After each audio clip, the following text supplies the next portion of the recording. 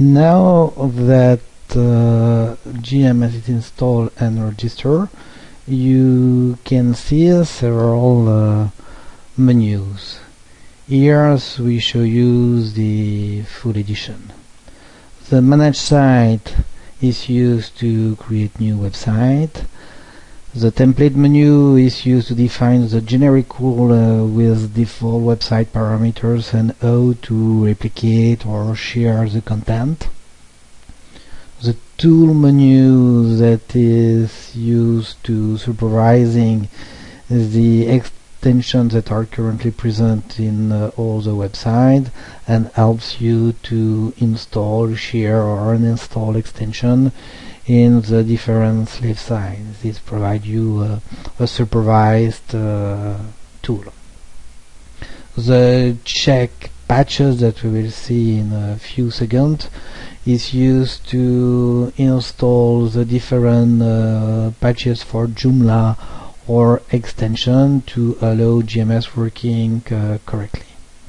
The maintenance menu is a new functionality introduced in GMS 1.3 and that helps you installing all the websites update from central point. There is a new extension update or a Joomla update that affects the database structure or the data model. This menu helps you to do that. The user manual gives you the access to the online user manual PDF. Check for updates give you an interface to receive automatically the patches for the extension or GMS. Settings menu provides a new interface to give you access to the multi-site configuration. The layout menu allows you installing new GMS layout for the website creation from the front end. This is something used by the full edition. About Us gives you information on the current version, but also provide you the access to the registration button when you didn't install the GMS at the beginning. So now the first things to do once the GMS is installed is to perform the check patches. So you can go to the menu or use the check patches link present in the warning. So we suggest that you review the extensions that are defined here and search for a potential message that will give you an information like a permission error and something like that.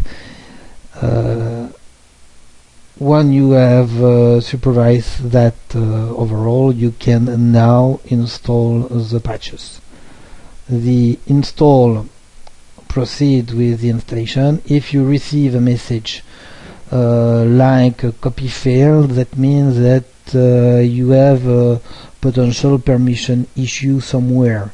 In this case, the Joomla FTP layer can sometimes help you to bypass the issue. So you can go in the global configuration and access the FTP settings and provide FTP username password to potentially use a specific directory and specific user to proceed with the installation. Verify also the ownership of your files and folders. That is a symptom of the problem. So once you have the patches correctly installed, you have an empty message like here. Thank you for your attention.